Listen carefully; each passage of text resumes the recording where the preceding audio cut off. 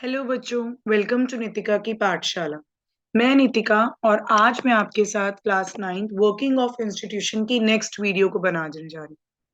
बेटा, अभी तक हमने इस टॉपिक में ये पढ़ लिया है कि मेजर डिसीजंस कौन लेता है, कैसे लिए जाते हैं, एग्जीक्यूटिव्स क्या हैं, पॉलिटिकल एग्जीक्यूटिव्स क्या हैं, परमानेंट एग्जीक्यूटिव्स क्या हैं। इंस्टीट्यूशंस मैंने आपको बताया था, हमारी कंट्री में बहुत सारे इंस्टीट्यूशन हैं जिसके बारे में मैं आपको धीरे धीरे करके हर एक चीज के बारे में बता रही हूँ।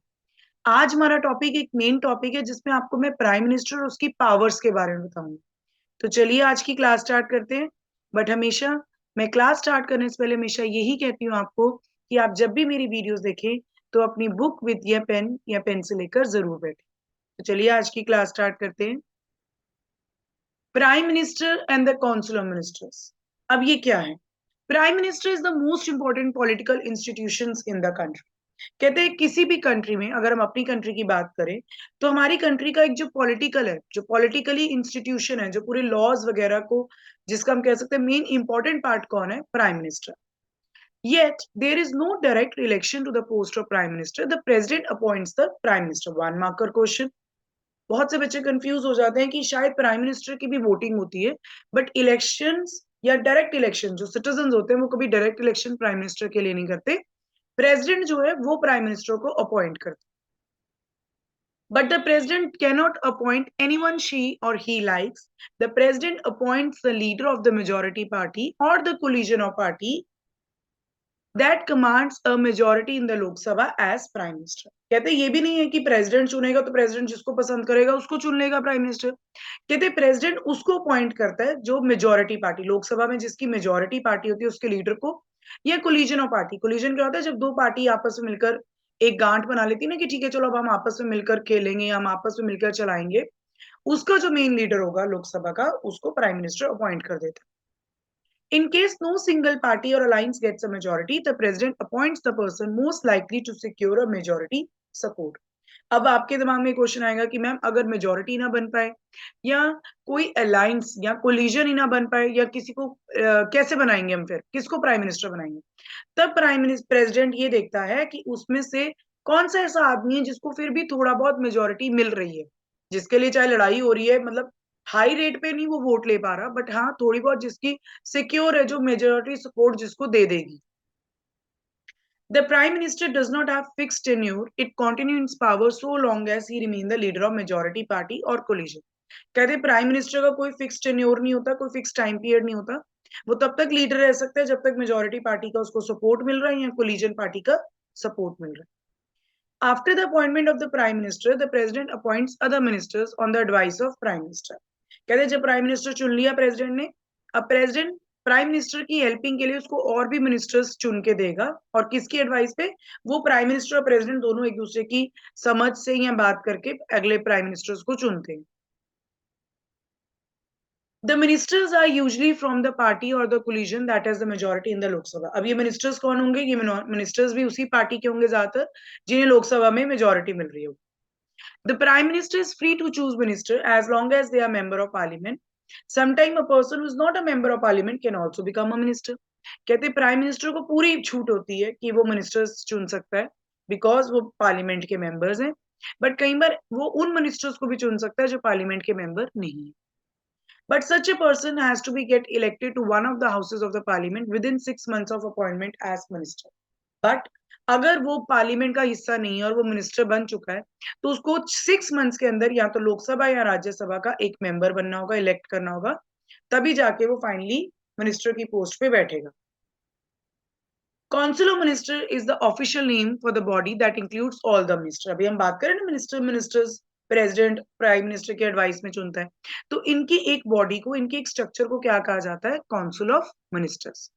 बेसिकली ये 60 to 80 मिनिस्टर्स हैं जिनको डिफरेंट डिफरेंट रैंक्स दिए जाते हैं। तो हम कुछ उन मिनिस्टर्स के बारे में पढ़ेंगे। Cabinet ministers. Cabinet ministers are usually top level leaders of the ruling party or parties who are in charge of the major ministers. Cabinet ministers कौन होंगे? जिसको हम कह देते हैं कि अपर लेवल के लोग हैं भाई। ये कौन होते हैं? जो इसकी पार्टी चल रही होती है, जिसकी पार्टी रूल कर रही होती है, या जिसके मेजर मिनिस्टर्स जो हम कह, अगर आप मैं एक सिंपल लैंग्वेज में बात करूं जो जिनका मेजर पावर कह सकते हैं ना हम, जिनके हाथ में जो रूलिंग पार्टी जो चल रही है, जिसका राज चल रहा है, उसके जो ऊपर के टॉप के लीडर्स होंगे वो कैबिनेट मिनिस्टर्स बन जाएंगे. Usually, the cabinet minister meet to take decision in the name of council of ministers. Cabinet is thus the inner ring of the council of ministers. It comprise 20 ministers. कहते हैं cabinet ministers क्या हैं? Basically ये council of ministers के decision एक name पे, जैसे हम कह सकते हैं ना कि उसके नाम पर मैंने डिसीजन ले लिया. अगर मैं पूरा एक कैबिनेट मिनिस्टर बड़ा कहती हूँ, सॉरी काउंसिल ऑफ मिनिस्टर्स एक बड़ा कहती हूँ, तो उसका जो इनर पार्ट होता है वो कैबिनेट है, और ये 20 मिनिस्टर्स होते हैं. Ministers of state with independent charge are usually in charge of smaller ministers. अब ये क्या होता है? Minister of states independent charge, ये इंडिपेंडेंटली खेलते हैं, इंडिपेंडेंटली काम करते हैं. आर यूजली इन चार्ज किसके? स्मॉल मिनिस्टर्स के इन चार्ज होते हैं. दे participate in the cabinet meeting only when specially invited, और ये कैबिनेट मीटिंग में तब जाके अपना फैसला या कुछ बात रख सकते हैं जब उनको वहां पे बुलाया जाए.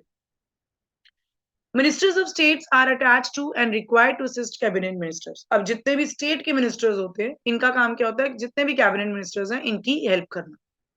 Since it is not practical for all the ministers to meet regularly and discuss everything, the decisions are taken in cabinet meeting. That is why parliamentary democracy in most countries is often known as cabinet form of government. कहते हैं आप, और obviously एक logical बात है, कभी भी ये मिनिस्टर्स ऐसा तो है नहीं कि कोई भी बात डिस्कस करनी हो तो एक साथ बैठ सकते हैं. ज्यादातर जितने भी कैबिनेट फॉर्म ऑफ गवर्नमेंट है वही मेन डिसीजन लेती है, और बाकी जो मिनिस्टर्स होते हैं वो अपनी सजेशंस या कुछ हम कह सकते हैं कि थ्रू टेलीफोनिकली, थ्रू फैक्स, वो अपनी इंफॉर्मेशन दे सकते हैं. कभी कभार अगर लगे कि हमें उस मिनिस्टर्स को बुलाना चाहिए, स्टेट के मिनिस्टर को, तो बुला भी सकते हैं. The cabinet work as a team. The minister may have different views and opinion, but everyone has to be own up to every decision of the cabinet. कहते हैं कैबिनेट जो मीटिंग्स हैं या कि जो कैबिनेट वर्क करती है वो एज अ टीम करती है. नो डाउट हर इंसान यूनिक होता है, हर इंसान के व्यूज ओपिनियंस अलग होते हैं, बट उनका मेन डिसीजन ये होता है कि हमें मिलकर एक फैसला लेना है अपनी कंट्री के हक के लिए, उनके फायदे के लिए. No minister can openly criticize any decision of the government, even if it is about another ministry or department. कहते हैं कोई भी मिनिस्टर ओपनली सबके सामने दूसरे डिपार्टमेंट को कभी क्रिटिसाइज नहीं करता, चाहे वो दूसरे डिपार्टमेंट की बात हो या दूसरे ऑपोजिशन पार्टी की बात हो. Every ministry has secret secretaries who are civil servants. हर मिनिस्ट्री के पास उनके सेक्रेटरीज हैं, जो हम कह सकते हैं जिनको, वो सिविल सर्वेंट्स जो उनकी हेल्प करते होंगे, जैसे एग्जीक्यूटिव्स करते थे. ठीक है बेटा, तो ये भी उनकी मदद करते हैं. The secretaries provide the necessary background information to the minister to take decision. The cabinet as a team is assisted by cabinet secretaries. These includes many senior civil servants who try to coordinate the working of different ministers. जैसे याद है ना political और permanent politicals की help करता है, वैसे ये जितने भी सेक्रेटरीज हैं इनका काम क्या है? कोई भी डिसीजन लेना है तो उनको पहले बैकग्राउंड इन्फॉर्मेशन देना कि आप जिसके बारे में डिसीजन लेने वाले हो ये पीछे उसकी ये कहानी चलती जा रही है, और ये उनको मदद करते हैं जितने भी कैबिनेट मिनिस्टर्स होते हैं. बेसिकली ये कौन है?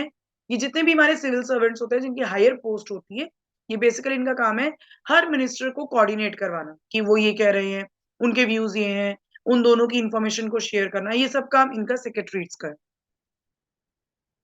अब आ जाती है प्राइम मिनिस्टर के पास पावर क्या. As head of the government, the Prime Minister has wide-ranging powers. He chairs cabinet meetings. He coordinates the work of different departments. His decisions are final in case disagreements arise between departments. बहुत easy है बेटा. हमें पता है कि जो prime minister है वो हेड ऑफ द गवर्नमेंट है. उसका काम क्या है? उसके पास बहुत सारी पावर्स है. कैबिनेट मीटिंग के हेड वो हैं. सारे डिपार्टमेंट्स को कोऑर्डिनेट करके उनको चलना है, और अगर किसी भी डिपार्टमेंट में आपस में लड़ाई हो रही है तो प्राइम मिनिस्टर का ही आखिरी फैसला माना जाएगा. He exercised general supervision of different ministers. All ministers work under his leadership. The Prime Minister distributes and redistributes work to the minister. He also has power to dismiss ministers. When the Prime Minister quits, the entire ministry quits. कहते हैं इसका काम क्या है? जितने भी सारे ministers हैं उनको सुपरवाइज करना, उनके बीच में काम बांटना, और दोबारा भी बांट सकते हैं अगर लगता है कि ये इंसान को मैंने गलत काम दे दिया, ये इसको बेटर कर सकता है. और कहते हैं उसके पास इतनी बड़ी पावर है कि वो किसी भी मिनिस्टर को कभी भी डिसमिस कर सकता है, कभी भी बाहर निकाल सकता है. बट जब प्राइम मिनिस्टर छोड़ता है तो वो सारे मिनिस्टर्स वहां से अपनी सीट को छोड़ के चले जाते. If the cabinet is the most powerful institution in India, within the cabinet, it is the prime minister who is the most powerful. अगर आप कैबिनेट मिनिस्टर्स या कैबिनेट एक टीम को पावरफुल मानते हैं तो उसमें से जिसका जो सबसे मेन रोल है वो किसका माना जाता है? उसका माना जाता है वो है prime minister. The powers of the prime ministers in all parliamentary democracies of the world have increased so much in recent decades that parliamentary democracies are sometimes seen as prime minister form of government. कहते हैं अब धीरे धीरे अगर हम आज की बात करें, recent टाइम की बात करें, प्राइम मिनिस्टर्स की इतनी पावर बढ़ चुकी है, इतनी उनके पास पावर्स आ चुकी हैं कि आजकल पार्लियामेंट्री डेमोक्रेसी के टाइम पे हम ये भी कह सकते हैं कि एक prime minister form of government निकल के आ गई, कि उनकी डिसीजंस को इतना ज्यादा एक्सेप्ट किया जाता। As political parties have come to play a major role in politics, the prime minister control the cabinets and the parliament throughout the party. कहते हैं जैसे पॉलिटिकल पार्टीज होती है, पॉलिटिक्स में उनका काम होता है, उनके लिए इलेक्शंस करना, डिसीजन लेना, वैसे ही प्राइम मिनिस्टर का काम क्या है, कैबिनेट्स को कंट्रोल करना और पार्लियामेंट को, जब तक उनकी पार्टी चल रही है। The media also contributes to this trend by making politics and election as a competition between top leaders of parties. In India too, we have seen such a tendency towards the concentration of powers in the hand of prime minister. और media तो आप लोगों को पता है, आजकल आप इतने न्यूज चैनल देखते हो, जब भी इलेक्शंस आते हैं तो क्या लड़ाई फसाद, हर किसी का बैकग्राउंड, हर किसी की सच्चाई झूठा, हर चीज दिखनी शुरू हो जाती है। तो मीडिया बहुत रोल करती है। जब टॉप के टू लीडर्स आपस में ऑपोजिशन पार्टीज में होते हैं तो ये मीडिया ही है जो लोगों को अपने व्यूज बताती है कि हाँ ये गलत है, ये सही है, हमें इनको वोट देना चाहिए, इनके पास ज्यादा पावर है, या इनको यूटिलाइज करना चाहिए। Jawaharlal Nehru, the first Prime Minister of India, exercised enormous authority because he had great influence over the public. कहते जवाहरलाल नेहरू जब प्राइम मिनिस्टर बने थे तो उनके पास बहुत पावर थी, क्योंकि उनका लोगों पे बहुत इन्फ्लुएंस था, लोग उनको बहुत पसंद करते थे। Indira Gandhi was also very powerful leader compare to her colleagues in the cabinet. Indira Gandhi भी जब थे तो हम कह सकते हैं उनकी भी बहुत पावरफुल लीडर माने जाते हैं, क्योंकि वो एज अ कैबिनेट में अगर हम बात करें तो सबसे पावरफुल लेडी उनको माना जाता है। Of course, the extent of power wielded by a prime minister also depends on the personality of person holding that position. कहते हैं कि पावर होनी तो बहुत अच्छी बात है, कि हम कह सकते हैं कि ठीक है पॉलिटिक्स पावर्स प्राइम मिनिस्टर के पास है, बट डिपेंड करता है किस इंसान के पास है। पर्सनालिटी बहुत डिपेंड करती है बेटा, क्योंकि कई बार ऐसा होता है कि कोई इंसान पावर तो ले लेते हैं बट उसका लोगों के ऊपर इतना अच्छा फेथ नहीं होता, या लोग उस पर ज्यादा ट्रस्ट नहीं कर सकते। तो पर्सनालिटी बहुत डिपेंड करती है कि कौन उस पोजीशन को होल्ड कर रहा है। However, in recent years, the rise of collision politics has imposed certain constraints on the power of prime minister. कहते हैं आजकल हम क्या देखते हैं, हमेशा देखते हैं जब इलेक्शंस होते हैं, जब लास्ट में क्या होता है, दो पार्टीज आपस में मिल जाती हैं, तो उससे क्या होता है, प्राइम मिनिस्टर्स की कहीं ना कहीं पावर पे जो है वो बैरियर्स आना शुरू हो गए, क्योंकि कहीं दो पार्टीज आपस में मिल जाती हैं, वो आपस में लड़ने लग जाती हैं, तो कहीं ना कहीं जो प्राइम मिनिस्टर उनकी पावर की जो पोजीशन है वो उल्टी दिखती है हम लोगों को। The prime minister of a coalition government cannot take decision as he likes. He has to accommodate different groups and fractions in his party as well as among alliance partners. अब क्या होता है, कहते हैं कि जो प्राइम मिनिस्टर है, जब कोलिजन गवर्नमेंट बनेगी तो अब क्या होगा बेटा, कोलिजन गवर्नमेंट जब बन जाती है तो वो आपस में डिसीजन नहीं ले पाती, क्योंकि मैंने अभी बताया ना, दो पार्टीज आपस में मिल जाती हैं। अब जब दो पार्टीज आपस में मिल जाएंगी तो प्राइम मिनिस्टर अपने हक से डिसीजन नहीं ले पाएगा, उसको हमेशा सबको साथ में बिठा के डिसीजन लेना पड़ेगा, अलायंस बना के, कि ठीक है सब एकजुट हो जाए तब मैं फैसला लूं, सबके हक में फैसला लूं। चलिए अब आगे क्या है। He also has to heed to the views and position of the coalition partners and other parties on who support the survival of the government depends. He also has to heed of the views, means उनको हर इंसान की views को advice लेना होगा, उनकी advice को सुनना होगा। जितने भी कोलिजन पार्टनर्स हैं, पार्टी बनी हुई है मिलके, या जितने भी लोग हैं, उनके सपोर्ट को, उनकी एडवाइस को, उनके व्यूज को हम प्राइम मिनिस्टर निग्लेक्ट नहीं कर सकता, क्योंकि उनको मिलाकर ही प्राइम मिनिस्टर को पोजीशन मिली है, उनके ऊपर ही पूरी गवर्नमेंट डिपेंड है।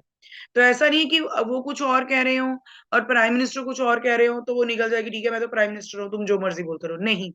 उनकी सहमति से ही प्राइम मिनिस्टर रोल अपना अदा कर सकता है, वरना प्राइम मिनिस्टर की जो पोजीशन है वो बहुत जल्दी हिल जाएगी, क्योंकि कहते हैं ना कि अगर आपकी प्रजा ढीली पड़ गई तो राजा अपने आप ढीला पड़ जाएगा। इसलिए प्राइम मिनिस्टर एक ऐसे वो राजा है जिसको अपनी प्रजा को पूरा संभाल कर उनको एकजुट होकर ही काम करना है।